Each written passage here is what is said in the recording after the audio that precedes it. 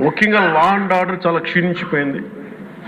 ఈ law and order విషయంలో చూస్తే సాక్షాత్తు గౌరవ ముఖ్యమంత్రి గారిని దాదాపు అకారణంగా అన్యాయంగా 53 రోజులు ఆయన్ని ఒక ఫాల్స్ కేసులు పెట్టి జైల్లో పెట్టారు.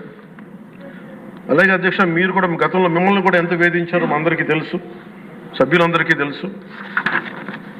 నిన్న రఘురామకృష్ణరాజు గారు కూడా ఏ స్థాయిలో అనుభవించారో అందరికి రాష్ట్రం అంతా తెలుసు. కానీ చాలా పెద్ద మనసుతోటి ఆయన వస్తే చాలా మనసు విప్పి నవ్వుతూ మాట్లాడటం చాలా ఆనందం కలిగించింది. మీ నుంచి మేము నేర్చుకోవాలి. ఎంత అంటే దాడి చేసిన, హాని చేసిన మీ పెద్ద మనసుకి సభాముఖం మీ అందరికీ మీకు ప్రత్యేకించి మీకు ధన్యవాదాలు చెప్తాను. మీ అందరి నుంచి మీ నుంచి స్ఫూర్తి తీసుకుంటాం. మీ నుంచి అంటే తిట్లు తిన్నా కానీ, దెబ్బ తిన్నా కానీ ఎంత సహృదయత ఉండాలనేది మీరు చూపించారు.